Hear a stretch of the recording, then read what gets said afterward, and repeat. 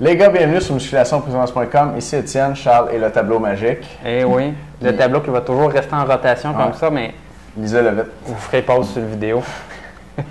Les gars, sur musculationprisonance.com, on vous donne des conseils scientifiques de musculation pour prendre la masse plus vite.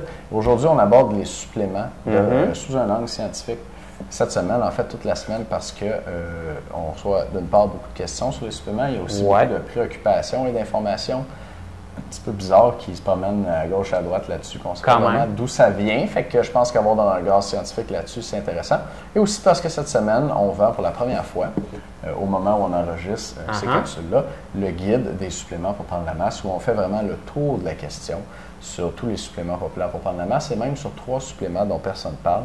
Alors, rapidement, je vais vous parler du guide des suppléments. Le guide des suppléments pour prendre la masse. Le seul guide complet, scientifique, fiable et indépendant. Ça, c'est important de le dire. Oui, absolument. Parce qu'on n'en vend pas des suppléments, nous autres. Le problème, c'est qu'il y a bien du monde qui donne des conseils, ces suppléments qui en vendent.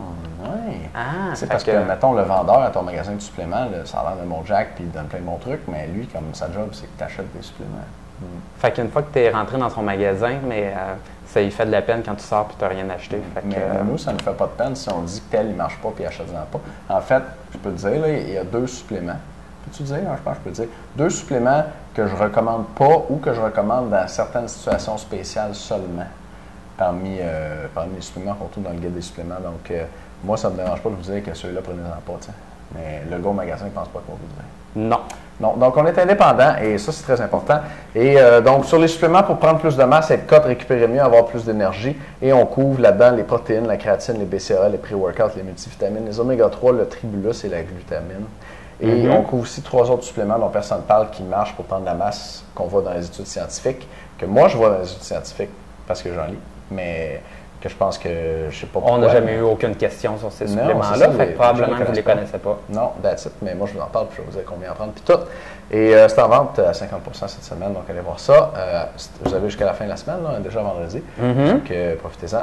Et d'ailleurs, cette semaine, on a aussi une formation sur les protéines. Formation 3 choses demain matin qu'il faut absolument savoir sur les protéines. Et là-dedans, je vais vous dire combien de protéines manger chaque jour pour prendre de la masse le plus vite possible. 7 acides aminés qui ont des propriétés spéciales pour faire prendre la masse. Et la quantité maximale de protéines que tu peux manger en un repas. Finalement, toujours sur les protéines, dans la vidéo d'information sur le guide des suppléments, on va vous dire quel type de protéine est le meilleur à prendre. Donc, allez voir ça. Si vous voulez faire le tour de la protéine cette semaine, on va vous donner une fiche en début de semaine. On vous donne des informations supplémentaires dans la formation et le reste des informations dans la formation également là, qui est informative sur le guide des suppléments. Donc, si vous voulez avoir toute la recette, mais cette semaine, on vous la donne, au moins pour les protéines, et tout le reste, c'est dans le guide des suppléments. Exactement. Et aujourd'hui, on va répondre à la question, est-ce que ça marche? Est-ce que ça marche, les suppléments? Parce que ça aussi, j'ai été un petit peu surpris, je ne sais pas pour toi. Beaucoup de préoccupations là-dedans. Je prends des suppléments, mais je ne sais pas si ça fonctionne. Puis là, c'est sûr que si tu ne prends pas les bons, effectivement, ça peut ne pas fonctionner. Mais pour moi, c'était comme très clair dans mon esprit que ça marche.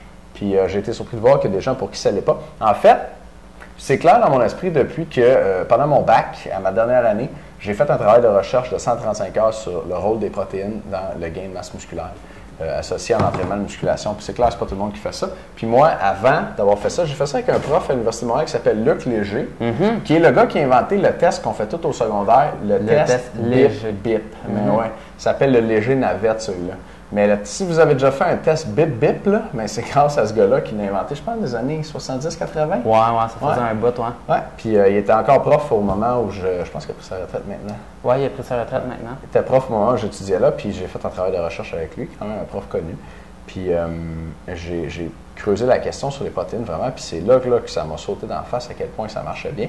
Puis aujourd'hui, je vais vous montrer les résultats d'une étude assez convaincante aussi, qui a comparé 3 groupes. Un groupe qui faisait de la musculation, un groupe qui faisait de la musculation puis qui prenait des protéines, puis un groupe qui faisait de la musculation qui prenait des protéines et de la créatine. Et là, on va comparer les résultats. On a mesuré dans l'étude la différence de gain de masse musculaire et la force au bench press. Et on a comparé ça à travers les 3 groupes et on a eu des résultats intéressants. C'est ça qu'on a sur le tableau. Je vais vous montrer ça. Si vous me sortir ça, yes. Quelques détails peut-être sur l'étude avant de regarder les chiffres comme tels. C'est une étude qui a été faite en Nouvelle-Écosse. Chercheur principal Darren Burke, si vous voulez l'avoir, elle est ici. Et la référence, bien sûr, est dans la fiche sur les protéines qui se trouve dans le guide des suppléments. Donc, le titre de l'étude, c'est, je vais vous mettre la référence aussi en dessous de vidéo, The Effect of Whey Protein Supplementation with and Without Creatine Monohydrate.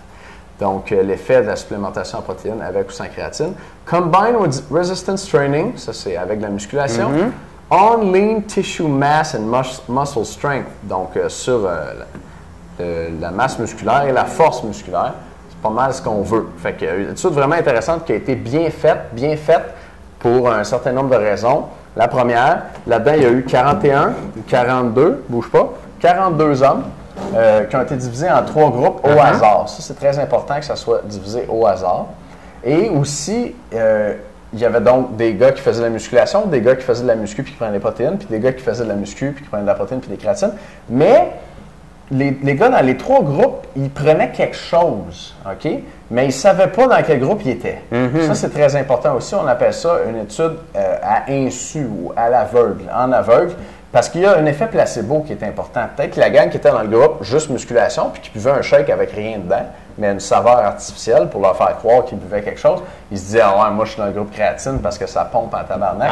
Mais dans le fond, il y avait un placebo, mais il y avait quand même l'effet de « Oh wow, je suis en train d'avoir des bons résultats. » Puis eux, ils ne savaient pas dans quel groupe ils étaient. Puis les chercheurs non plus, ils ne savaient pas dans quel groupe ils étaient. Donc on appelle ça à double insu ou en double aveugle. Ça veut dire qu'il n'y a personne qui sait dans quel groupe les gens sont. Puis là, ils font toutes les analyses, tous les résultats. Puis après ça, ils lèvent l'aveuglement ou l'insu. Puis là, ils se disent « Oh my God! » Fait que personne ne sait, puis personne ne peut tricher sur les résultats. Donc, c'est une méthodologie d'étude qui est plus rigoureuse, plus solide, qui permet de tirer de meilleures conclusions. Donc, les gens ont été divisés au hasard et l'étude était à double insu. Un autre point fort de cette étude-là, c'est que ces gens-là, évidemment, n'avaient tous les sujets, là, il n'y en a aucun qui avait déjà pris des stéroïdes et il n'y en a aucun qui prenait des suppléments de créatine ou de protéines depuis au moins 6 semaines. Finalement, ils devaient avoir au moins 3 ans d'expérience en musculation. Fait que c'est pas des débutants. Okay, c'est plus du monde comme vous autres et moi qui ont déjà fait bien de la musculation, qui sont habitués. Puis quand tu prends ce monde-là et tu leur fais prendre genre 33 livres sur leur bench press, c'est bon. Ah ouais, c'est fort. C'est bon. Ils ont fait de la musculation 6 semaines, toute la gang. On les a mesurés avant puis après. Puis on a obtenu les résultats dont je vais vous parler maintenant. Fait qu'on regarde 2 séries de résultats. Des résultats au niveau de la masse maigre, la masse musculaire.